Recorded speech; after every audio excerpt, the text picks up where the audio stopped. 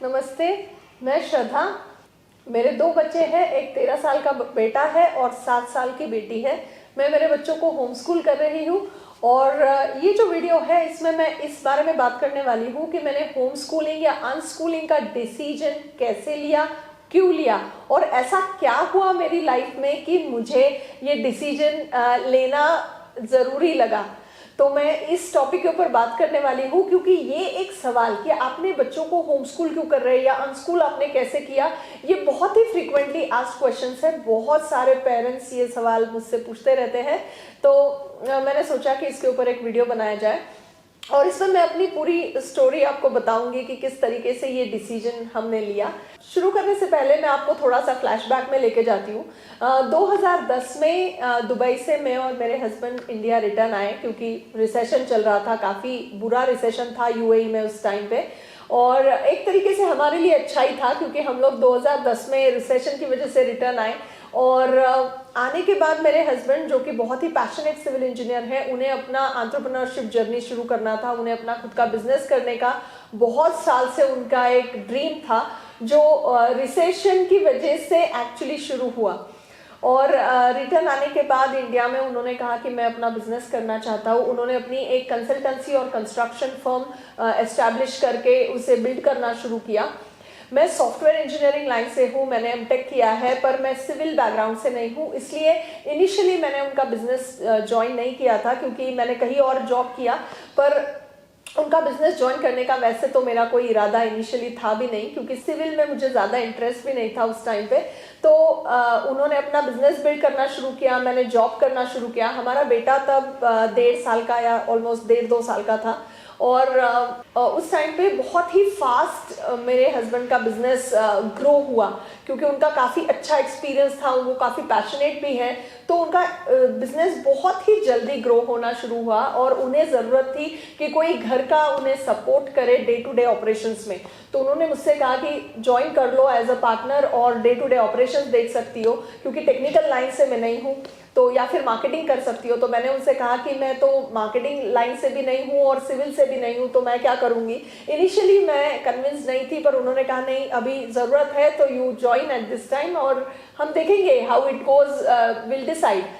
तो मैंने मेरे हस्बैंड का बिजनेस ज्वाइन किया जिसका नाम है E construct design and build private limited और हम दोनों ने इस कंपनी को बिल्ड करना शुरू किया। 2012 से मैं एक्टिवली इन्वॉल्व हुई बिजनेस में और जब इस बिज़नेस को बिल्ड करने लगी तो ऑन जॉब मैं काफ़ी सारी चीज़ें मैंने भी सीखी और काफ़ी अच्छे से हमने बिज़नेस को बिल्ड करना शुरू किया और बहुत ही जल्दी। और सारा जो रिक्रूटमेंट का डिपार्टमेंट था, प्लेसमेंट का, रिक्रूटमेंट का, वो मेरे पास था और plus HR, admin, marketing, accounts, ये सारे डिपार्टमेंट्स मैं देखती थी और जो टेक्निकल डिपार्टमेंट था वो संभालते थे।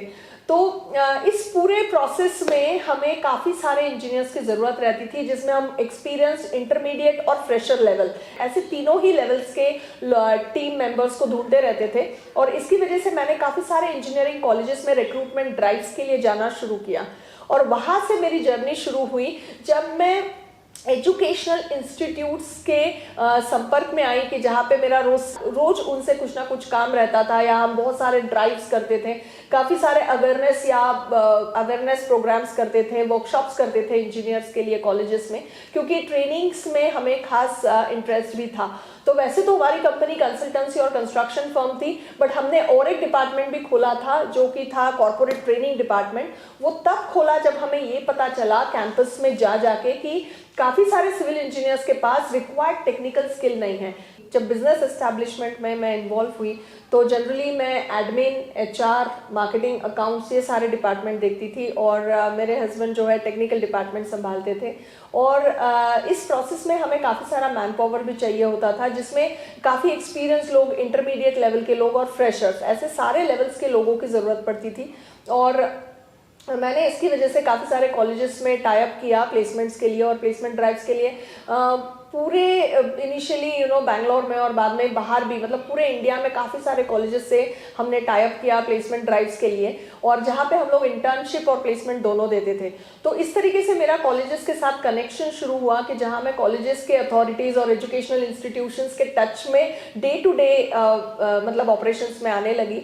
और हमारे जो प्लेसमेंट ड्राइव्स होते थे जनरली वो पूल कैंपस ड्राइव्स होते थे, जिसमें कम से कम 300, 500 या 800, 1000 लोग भी आते थे, क्योंकि हम हमेशा पूल ड्राइव करना पसंद करते थे।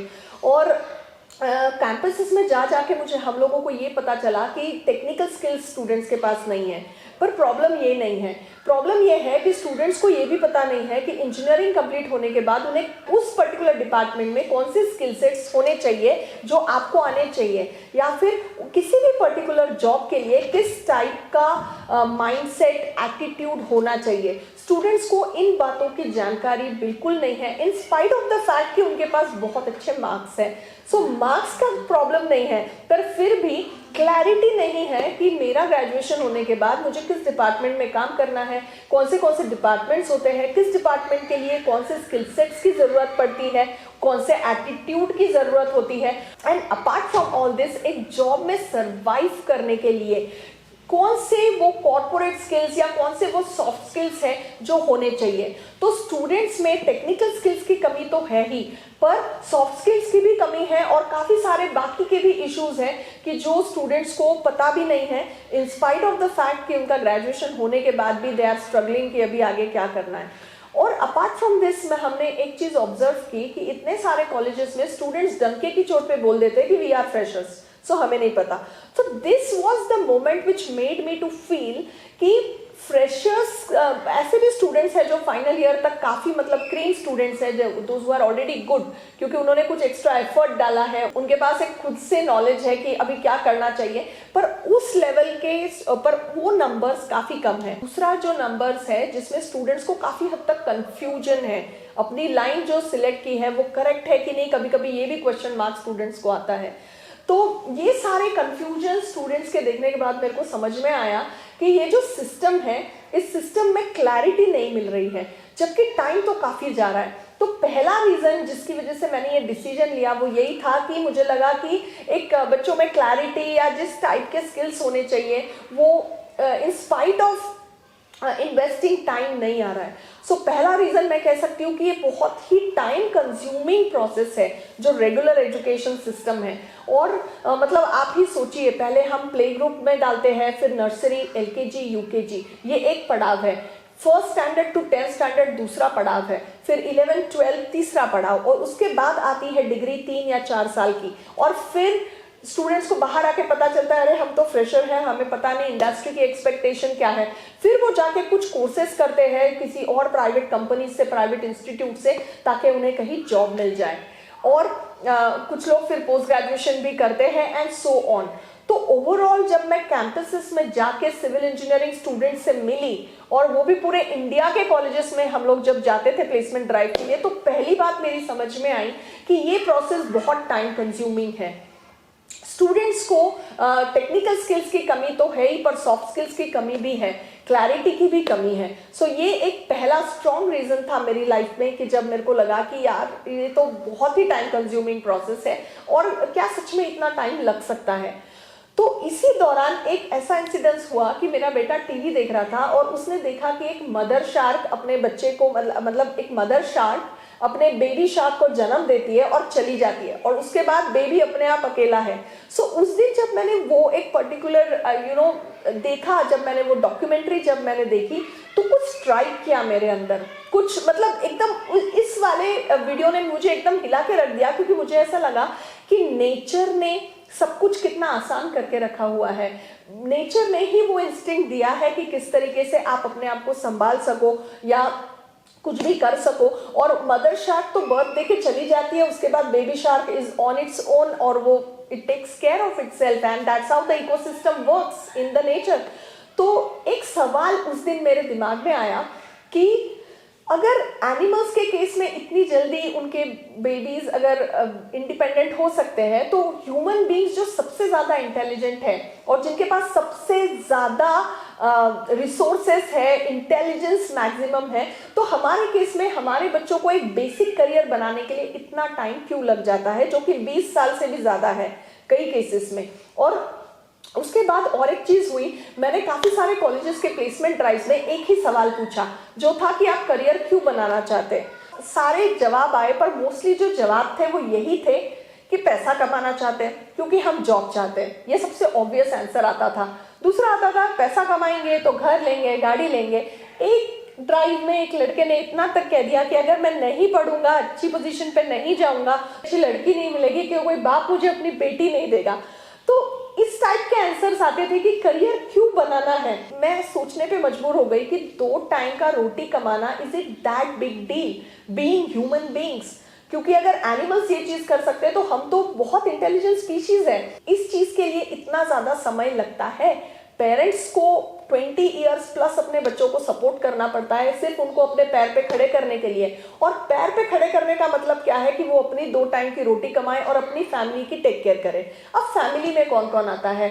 खुद जो है, उनके बच्चे, उनके एक लाइफ पार्टनर, 1 या 2 बच्चे और पेरेंट्स, इतनी ही फैमिली है। तब मेरे को ऐसा एक सवाल आया मेरे दिमाग में कि क्या ये छोटी सोच नहीं है कि हमारे बच्चों को बस अपनी फैमिली की टेक केयर करनी है? इंस्टेड ऑफ दैट, अगर बहुत ही यंग एज से हम उनके दिलो दिमाग में डाल दें कि being a human being you are the most intelligent species, so taking care of only your family कोई बड़ी बात नहीं है। आपको अपने सोसाइटी के लिए कंट्रीब्यूट करना चाहिए, कम्युनिटी के लिए कंट्रीब्यूट करना चाहिए अपार्ट फ्रॉम फैमिली, और आपको अपनी कंट्री के लिए कुछ करना चाहिए, इंटरनेशनल लेवल पे कुछ करना चाहिए, ह्यूमन काइंड के लिए कुछ करना चाहिए, प्लैनेट के लिए कुछ करना चाहिए। जस्ट इमेजिन अगर हम ये सारी चीजें हमारे एजुकेशन सिस्टम में उतने ही इंपॉर्टेंस के साथ डाल दें जितना हम importance science, maths, English, history, geography को देते हैं, तो लाइफ जो हमारे यूथ्स की जो लाइफ है वो बिल्कुल अलग डायरेक्शन में होगी। ये एक रीजन था कि मैंने ये होम स्कूलिंग या अनस्कूलिंग का डिसीजन लिया। अब अगला रीजन ये था कि मैंने देखा कि बहुत सारे पेरेंट्स को बहुत स्ट्रेस रहता है और मैक्सिमम स्ट्रेस बच्चों की पढ़ाई का रहता है। मेन ये एक रीजन हर पेरेंट्स की लाइफ में होता है कि बच्चों की पढ़ाई इज अ बिग स्ट्रेस। और मैंने ये भी ऑब्जर्व किया कि एलकेजी, यूकेजी, फर्स्ट स्टैंडर्ड के जो प्रोजेक्ट्स टीचर्स देते हैं, काफी सारे स्कूल्स में प्रोजेक्ट्स दिए जाते हैं और मदर्स बैठ के प्रोजेक्ट्स करती है। किसी केस में मैंने देखा मदर्स बैठ के होमवर्क करती है। तो तब मेरे को लगा कि क्या ये सही है कि मदर्स या फादर्स को इतना ज्यादा स्ट्रेस से गुजरना पड़ता है? और ये स्ट्रेस सिर्फ पढ़ाई का नहीं होता, पर ये चिंताएं काफी दूसरी टाइप की भी होती है, जिसमें कॉन्स्टेंटली हमारे बच्चों को पड़ोसी के बच्चों से कंपेयर किया जाता है या फिर उन्हें सोसाइटी में किसी से भी कॉन्स्टेंट कंपैरिजन। और इस कंपैरिजन की वजह से आधे से ज्यादा पेरेंट्स अपने बच्चों में वो स्ट्रेस डाल देते हैं। मतलब पहले खुद स्ट्रेसफुल होते हैं और इस प्रेशर की वजह से वो स्ट्रेस बच्चों में भी जाता है। ये चीज को मैंने ऑब्जर्व किया और ये एक रीजन की वजह से फिर मैंने डिसीजन लिया कि yes, now I need to look for a alternative method. अब अगली चीज ये थी कि पहला तो था कि टाइम कंज्यूमिंग प्रोसेस है, स्ट्रेसफुल प्रोसेस है, पर फिर मैं काफी सारे कॉलेजेस में जब जाती थी प्लेसमेंट ड्राइव्स के लिए, तब मैंने एक चीज नोटिस किया कि इन्वेस्टमेंट बहुत हाई है। पेरेंट्स ये 16 साल का स्कूलिंग, उसके बाद एजुकेशन पे जो इन्वेस्ट कर रहे हैं, और मोस्टली पेरेंट्स चाहते हैं कि उनके बच्चे इंग्लिश मीडियम स्कूल में जाए, नो मैटर व्हाट। पेरेंट्स का first priority English medium school में रहता है। फिर भी आप देखेंगे कई सारे स्कूल्स और कॉलेजेस में इंग्लिश नहीं आता है। ग्रेजुएट्स भी ऐसे होते हैं जिनको एक क्लाइंट को मेल लिखने की भी प्रॉब्लम होती है, वो एक क्लाइंट को मेल नहीं लिख सकते, या writing skill, business writing skill अच्छा नहीं होता, या बिजनेस कम्युनिकेशन स्किल जो एक्चुअली वर्क प्लेस में लगता है वो उतना अप टू द मार्क नहीं होता। In spite of the fact कि पेरेंट्स इंग्लिश मीडियम स्कूल में 16-16 साल उनको भेजते हैं, उसके बाद सारी एजुकेशन इंग्लिश में होती है, फिर भी उनकी बेसिक स्किल्स मिसिंग होती है। तो जिस तरीके से हम इस पूरे सिस्टम में इन्वेस्टमेंट करा रहे हैं पेरेंट्स से, एक बच्चे के पीछे 1 साल में जितना पैसा खर्च होता है और total at the end of the graduation जब उसे जॉब लगता है हम जितनी इन्वेस्टमेंट कर चुके होते हैं, उसके कंपैरिजन में जब मैंने देखा कि व्हाट इज द आउटपुट, बच्चे का शायद करियर अच्छा बन गया होगा, पर इस पूरी प्रोसेस में जो रिपीटेटिव टास्क होता है, सब कुछ रिपीटेटिव है, मतलब फिक्स सिलेबस है, फिक्स्ड एग्जाम पैटर्न है, फिक्स्ड उनका रूटीन या टाइम टेबल है, और इसकी वजह से उन्हें कुछ फ्री टाइम नहीं मिल रहा है, उनकी क्रिएटिविटी मर रही है, और काफी सारे बच्चों को फेल होना अलाउड नहीं है। हमारा रेगुलर एजुकेशन सिस्टम में फेल होना बहुत खराब माना गया है। पर अगर आप नेचर में देखेंगे, जब हम चलना सीखते हैं हम कई बार गिरते हैं, गिर के उठते हैं और सीखते हैं। सो फेलिंग को बहुत ही नेगेटिव तरीके से देखा गया है, और जो फेल होता है बच्चा उसे हमेशा एक अलग नजरिए से देख के अलग कैटेगरी में डाला जाता है। जो बच्चे बहुत अच्छे हैं पढ़ाई में उन्हें अलग कैटेगरी में डाला जाता है। तो इसमें भी एक सवाल मेरे दिल में उठ रहा था कि क्या फेल होना हमेशा गलत होता है, क्योंकि क्या हम फेल होकर सीखते हैं? तो फेलियर का जो डर पैदा होता है हमारे रेगुलर एजुकेशन सिस्टम में, इसकी वजह से वो लर्निंग को हैम्पर करता है। काफी सारे स्टूडेंट्स लर्निंग को, कुछ नई चीज ट्राई करने के लिए डरते हैं क्योंकि उन्हें फेलियर का डर है। और ये चीज मैंने खुद ऑब्जर्व की जब कैंपस में मैंने स्टूडेंट्स के साथ बहुत बार टाइम स्पेंड किया। तो ये सारे ग्रेजुएट्स लोग हैं, पर उस लेवल पे आते आते 20 साल तक उस सिस्टम में जाते जाते ये सारे प्रॉब्लम्स बहुत कॉमनली मैंने ऑल ओवर इंडिया के काफ़ी सारे कॉलेजेस में कॉमन प्रॉब्लम्स को आइडेंटिफाई किया। और इसलिए मैंने ये डिसीजन लिया कि ये सिर्फ टाइम कंज्यूमिंग प्रोसेस ही नहीं है, स्ट्रेसफुल प्रोसेस ही नहीं है, पर जो इन्वेस्टमेंट ऑफ मनी जा रहा है उसके कंपैरिजन में जो रिटर्न्स आ रहे हैं बच्चों के in terms of living their life, in terms of making the career and other things, it is not worth it. मेरे को रियलाइज हुआ कि this is definitely not worth it. और उसके बाद में एक दिन ये डिसीजन मेनली आया जब मैं उड़ीसा में एक बहुत ही बड़े ड्राइव का पार्ट थी, जिसमें 5000 प्लस स्टूडेंट्स आए थे और सारे अलग अलग डिपार्टमेंट्स के प्लेसमेंट ड्राइव्स थे। सिविल का भी था, सिर्फ सिविल के लिए ही ऑल ओवर इंडिया से 1000 प्लस कैंडिडेट्स आए हुए थे। और मैंने देखा कि इतना कंफ्यूजन, इतना अंडर कॉन्फिडेंस, और हम एक बेसिक क्वेश्चन पूछते थे सेल्फ इंट्रोडक्शन, तो पूरे इंडिया में सेल्फ इंट्रोडक्शन का जवाब एक ही आता है, students are able to identify themselves only with कि उनका क्वालिफिकेशन क्या है, कौन से कॉलेज से पास हुए, कितना परसेंटेज आया, हॉबी क्या है और family background. This is the only thing जो सेल्फ इंट्रोडक्शन का आंसर आता था पूरे इंडिया में, जहां पे भी हमने सेल्फ इंट्रोडक्शन पूछा। फिर हमने एक एक्सपेरिमेंट किया, उनसे कहा कि सेल्फ इंट्रोडक्शन में अपने मार्क्स मत बताइए, कॉलेज नेम मत बताइए, परसेंटेज मत बताइए, क्योंकि ये सब आपके रिज्यूम में हम देख चुके हैं। Just talk to us and give introduction कि आप as a person who are you, आप कौन हैं, आपके बारे में बताइए। तो हमने देखा कि काफी सारे स्टूडेंट्स सेल्फ इंट्रोडक्शन देने में काफी हिचकिचा रहे थे, क्योंकि उनको अगर ये सारी चीजें ना चाहते हुए भी ऑटोमेटिकली यही स्क्रिप्ट आ रही थी।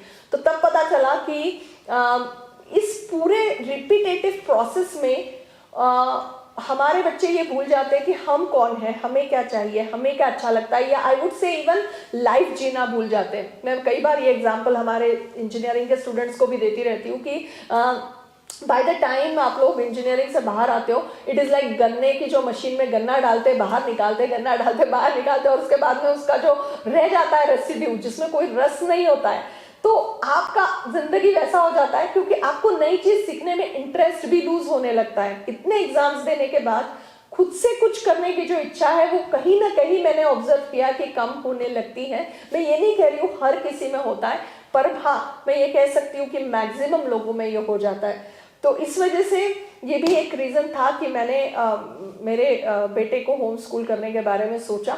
और उड़ीसा के उस प्लेसमेंट ड्राइव में मेरे को रियलाइज हुआ, मैंने विजुअलाइज किया कि इन इतने सारे हजार बच्चों के पेरेंट्स को विजुअलाइज किया कि इन पेरेंट्स ने उस सिस्टम को ट्रस्ट करके उस सिस्टम में से इन बच्चों को बाहर निकाला है, जिसमें वो 16 years education, 3 years 4 years graduation किया। और जब वो बाहर निकले तो अभी वो डंके की चोट पे फ्रेशर्स बोल रहे हैं, और ना ही not only technical skill but life skill भी मिसिंग है, और प्लस कुछ नया क्रिएटिव करने की जो इच्छा या जो उनके अंदर का रियल हुनर है वो भी कहीं ना कहीं निकल गया है।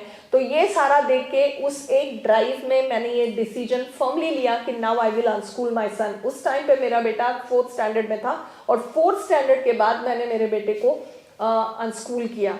और उसके बाद की जर्नी बिल्कुल अलग थी, वो मैं अगले वीडियो के लिए रखने वाली हूँ। पर वो जर्नी एकदम अलग थी। अनस्कूल करने के बाद काफी कुछ हुआ, अप्स एंड डाउन्स आए, और वो भी जर्नी काफ़ी अच्छी थी, पर वो मैं मेरे अगले वीडियो में उसके बारे में बात करूंगी। सो इस वीडियो को अगर मैं समराइज करूं, और अगर जो बहुत सारे लोग मेरे को सवाल पूछते हैं कि आपने अपने बेटे को अनस्कूल क्यों किया, तो उसके मेन रीजंस को समराइज मैं यूं कर सकती हूं कि पहली चीज़ ये है कि ये बहुत टाइम कंज्यूमिंग प्रोसेस है, और हमारे टेक्निकल ट्रेनिंग्स में जो हम हमारी कंपनी में इंजीनियर्स को देते हैं, सिर्फ 6 महीने में या 12 महीने में हमारे इंजीनियर्स रेडी हो जाते हैं इंडस्ट्री के लिए। तो 4 साल की इंजीनियरिंग में वो जितना नहीं सीखते, हम सिर्फ 6 महीने में ऑन जॉब लर्निंग प्लेटफॉर्म पे उन्हें सिखा देते हैं। और इससे मुझे कॉन्फिडेंस मिला कि बच्चों को सिर्फ कमाई करने के लिए 4-4 साल का इंजीनियरिंग या 4-4 साल किसी एक चीज पे काम करने की, बुकिश चीजों पे काम करने की जरूरत नहीं है। हम कोई भी स्किल सीख सकते हैं ऑन जॉब। किसी भी ऑन जॉब इंटर्नशिप में, ऑन जॉब वर्किंग एनवायरनमेंट में आप किसी भी स्किल को अपने बच्चों को 6 महीने, 1 साल, 2 साल में मैक्स सिखा सकते हैं। और आज के कंप्यूटर्स के युग में काफ़ी सारी चीज़ें घर पे बैठे बैठे, हमारे बच्चे सारे बहुत इंटेलिजेंट है ऑलरेडी। अगर आप देखेंगे हमारी जनरेशन से अगर आप हमारे बच्चों को कंपेयर करें, तो बच्चे नेचुरली बहुत काफ़ी मतलब समझते हैं और काफ़ी इंटेलिजेंट है, और उस टाइम के उन्हें प्लेटफॉर्म भी मिल रहा है ऑनलाइन ज़माने में। तो मुझे लगता है कि इतना टाइम कंज्यूमिंग प्रोसेस का ज़रूरत नहीं है। इसको मैंने अपने वर्क प्लेस में अपने बिजनेस बिल्ड करते वक्त रियलाइज़ किया। So that was the first reason कि टाइम कंज्यूमिंग प्रोसेस है, इसकी इतना टाइम डालने का ज़रूरत नहीं है। सोचिए अगर यही टाइम हम हमारे बच्चे को फ्री दे, तो उस फ्री टाइम में वो अपनी क्रिएटिविटी कितनी यूज कर सकते हैं, कितना कुछ लाइफ जी सकते हैं और एक्सप्लोर कर सकते हैं स्ट्रेसफुल जिंदगी जीने की बजाय।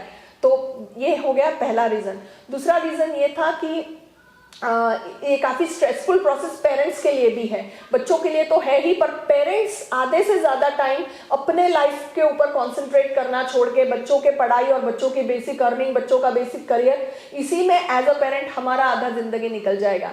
तो ये सेकेंड रीजन था कि पेरेंट्स के लिए इतना स्ट्रेसफुल करने का तो जरूरत ही नहीं है। बच्चे अपना रास्ता खुद बना लेंगे, इसका मुझे विश्वास है। बस हमें उन्हें करेक्ट एनवायरनमेंट देने की जरूरत है, स्ट्रेस लेने की जरूरत नहीं है। अगर आप एक प्लेटफॉर्म और एनवायरनमेंट और फ्री हैंड देंगे, बच्चे को फ्री टाइम देंगे, तो बच्चा अपना रास्ता खुद बनाने के लिए बिल्कुल काबिल है। और इसका एग्जाम्पल मैंने शार्क का दिया था कि नेचर में ही सब कुछ है और बच्चे डेफिनेटली अपना रास्ता खुद बना सकते हैं। एज अ पेरेंट हम सिर्फ उनकी ग्रोथ को फैसिलिटेट कर सकते हैं, और मुझे लगता है वही करना चाहिए। और तीसरा रीजन ये था कि जो इन्वेस्टमेंट है, द काइंड ऑफ इन्वेस्टमेंट हमारे रेगुलर एजुकेशन सिस्टम में जा रही है, it is definitely not worth it. इतना इन्वेस्टमेंट करके जो रिटर्न्स आ रहे हैं, वो वर्थ इट लगता ही नहीं है। मैं कभी कभी सोचती हूँ मतलब कि अगर इतने पैसे अगर पर ईयर 1-1 लाख हम साइड में डाल देंगे 20 ईयर्स के लिए म्यूचुअल फंड्स में, या किसी सही जगह पे हम 1-1.5 लाख रुपए अगर इन्वेस्ट भी कर देंगे, तो 20 साल के बाद बच्चा वैसे ही उस जमा पूंजी से अपना कोई बिजनेस खोल लेगा या अपना कुछ ना कुछ तो कर ही लेगा। पर एजुकेशन में इतना पैसा डालने के बाद जो आउटपुट आ रहा है, वो डेफिनेटली वर्थ इट तो नहीं लगता। और मैं ये डे टू डे लाइफ में इतने सारे कॉलेजेस में विजिट करके देखती रहती हूँ, स्टूडेंट्स में, यंगस्टर्स में, मैंने बहुत बार देखा है। और मुझे लगता है कि सिर्फ करियर ओरिएंटेशन करके कुछ नहीं होगा, लाइफ स्किल मिसिंग है तो करियर का क्या फायदा। और अगला जो रीजन है, ऑफ कोर्स, कि हमारे सिस्टम में फेल होना अलाउड नहीं है। दूसरी चीज, हमारे सिस्टम में चाइल्ड सेंट्रिक और फैमिली सेंट्रिक एजुकेशन नहीं है, क्योंकि हर बच्चा अलग है। एक बच्चा मैथ्स में अच्छा है तो दूसरा इंग्लिश में अच्छा है, या एक बच्चे का इंटरेस्ट स्पोर्ट्स में है तो दूसरे का म्यूजिक में हो सकता है। तो चाइल्ड सेंट्रिक एजुकेशन होना चाहिए। मैं ये नहीं कह रही हूँ कि मैथ्स नहीं सिखाना चाहिए जिसको नहीं सीखना है, पर मैथ्स कितना लगता है डे टू डे लाइफ में, उतना हम सिखा सकते हैं, दैट इज इनफ। अगर किसी को मैथ्स में इंटरेस्ट नहीं है फॉर एग्जाम्पल, तो जितना डे टू डे लाइफ में लगेगा उतना तो सिखा ही सकते हैं, और हमारे बच्चों को एक फ्रीडम दे सकते हैं कि उन्हें जिस चीज में करियर बनाना है, जिस चीज को सीखना है, खुद चूज करें। और पांचवी चीज जो मैंने मोस्ट इंपॉर्टेंट ऑब्जर्व की है कि जो बच्चे, जो यूथ्स है, जो यंगस्टर्स है, जो टीनेजर्स हैं, वो हमेशा एक्सपेक्ट करते हैं कि हमें बताओ कि what is to be done next. ये इसलिए होता है क्योंकि हमारा एजुकेशन, रेगुलर एजुकेशन सिस्टम ऐसा है कि always they are told what is to be done, fix syllabus, fix time table, fix exam pattern, fix studying pattern. ये सारा फिक्स होने की वजह से they are always expecting instructions कि हमें बताओ कि हमें क्या करना है, what I have to do next. So खुद का जो एक विकसित होना चाहिए माइंडसेट की, सुबह बच्चा उठे या सुबह एक टीनेजर उठे तो उसे पता होना चाहिए कि what I want to do now, how I am going to spend my day, what I have to do next. So वो प्रायोरिटाइज करना आना चाहिए, खुद के डिसीजन मेकिंग आनी चाहिए। पर अनफॉर्चुनेटली बहुत सारे फ्रेशर्स जॉब में आने के बाद भी एक्सपेक्ट करते हैं कि बेसिक चीजें भी बताई जाए, हर चीज बतानी पड़ती है कि कैसे कपड़े पहन के ऑफिस में आना है, कैसे उठना बैठना है, कि किस तरीके से लोगों के साथ डील करना है, कॉन्फ्लिक्ट्स को कैसे मैनेज करना है, टाइम को कैसे मैनेज करना है, प्रायोरिटीज कैसे सेट करनी है। ये सारी बेसिक चीजें हैं जो एक्चुअली हमें as a part of learning रखनी चाहिए, पर ये तभी आएगा जब थोड़ा फ्री टाइम बच्चों के पास होगा। तो ये कुछ रीजंस है जिसकी वजह से मैंने मेरे बेटे को अनस्कूल करने का डिसीजन लिया। मैं अपने डिसीजन को लेने के बाद काफ़ी अप्स एंड डाउन्स हुए, काफ़ी कुछ हुआ, वो मैं अगले वीडियो में बताऊंगी। पर ये कुछ रीजंस है जिसकी वजह से मैंने मेरे बेटे को अनस्कूल किया और मैं इस डिसीजन से काफ़ी खुश हूँ। और अगर आप पेरेंट हैं और अगर आप इन सारी सिचुएशन से गुजर रहे हैं और अगर आप चाहते हैं कोई सपोर्ट आपके बच्चे को होम स्कूल करने के लिए, अगर आप चाह रहे हैं कि होम स्कूलिंग करना है पर कैसे करें, तो आप हमसे संपर्क कर सकते हैं दिए गए नंबर्स के ऊपर या हमारी वेबसाइट के ऊपर। आप जूम मीटिंग बुक कर सकते हैं हमारे साथ हमारे व्हाट्सएप नंबर पे कॉल करके। और मुझे बहुत खुशी होगी अगर मैं किसी पेरेंट को इस मैटर में कुछ भी हेल्प कर सकूं, या अगर आपको कुछ भी पूछना है तो आप हमसे पूछ सकते हैं। अगर ये वीडियो आपको पसंद आई हो तो प्लीज लाइक कर दीजिए, चैनल को सब्सक्राइब कीजिए और ये वीडियो ज्यादा से ज्यादा पेरेंट्स के पास पहुंचाइए जो सिमिलर सिचुएशंस में से गुजर रहे हैं और जो अपने बच्चों को होम स्कूल या अनस्कूल करना चाहते हैं। इसके बारे में ज्यादा जानकारी हमारी वेबसाइट के ऊपर भी दी गई है। सो इस वीडियो में इतना ही। मेरे अगले वीडियो में मैं बात करूंगी कि अनस्कूल करने के बाद आप क्या क्या एक्सपेक्ट कर सकते हैं, आपकी लाइफ कैसी होने वाली है। स्पेशली अगर आप रेगुलर स्कूलिंग मेथड से सडनली अनस्कूलिंग में आओगे तो आपका रूटीन, आपका लाइफ कैसा होगा, आप कैसे सोचेंगे और क्या क्या चैलेंजेस आप फेस करेंगे। सो इसके बारे में मैं अगले वीडियो में बात करूंगी। तब तक के लिए stay tuned to the channel. Thank you very much.